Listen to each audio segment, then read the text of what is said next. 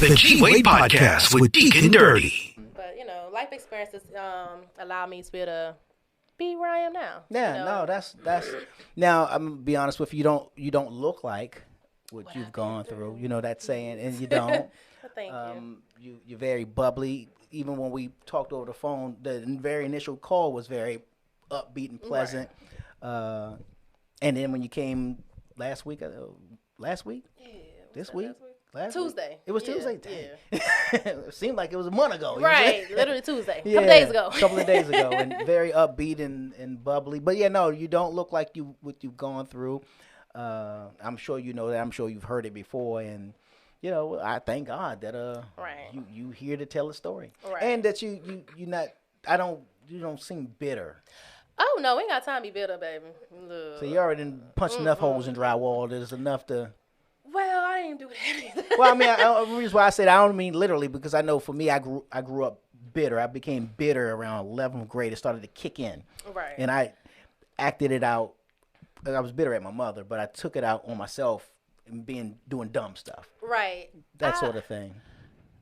For me, I don't think that I was ever bitter. I think I was really misunderstood because, especially in Haitian household or just in the Black community period, like people don't understand mental health. People don't understand communication is key. Right, people don't try to understand what other people are going through. So if you have your mom and you have your dad, you can never understand a person who doesn't have theirs. Facts. If you were never brought up in the system, you can never understand someone unless you ask. True that. Ask them questions instead of saying, hey, you got a nasty attitude every time you talk, or you talk so stern. Like I was always told that I had a nasty attitude.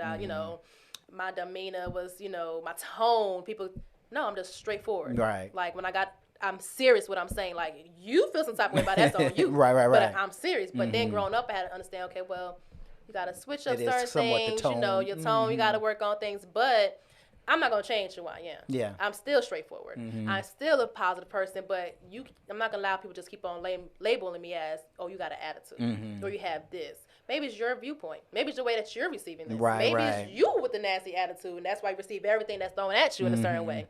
Because if you don't ask someone, why do you, like, if you know a person, and then you start to see a change in them, instead of just getting upset about that change, you ask them, hey, what's going on with you? What's going on, right. But people tend to never ask questions, especially when you're a kid. You're just supposed to do what they say. And ask no questions. And, they don't really, adults, kids don't go through nothing. Right. That is so not true. Yeah. That is so not true. True with that. me having that understanding, that's why I do differently with my kids. Because let me tell you something. As bubbly as I am, I do not play about them two right there. Right. Period. You will see a whole nother side of me. Because one thing that I told myself, my kids would never, ever question if mommy loved them. Yeah. My kids would never, ever experience things that I've been through. They were like, mommy crazy. You better relax. And they would my mama tell crazy. you, Don't you dare. and I got no problem saying it. I am 3 kinds of crazy when it comes to my children. Period. And then it's not just my children. If we neighbors, and your kids out there doing something, I'm going to check your kids as if they mine. I'm going to tell you about it. Right, if you got the nerve to be mad, well, where the hell were you? So that's a village right there.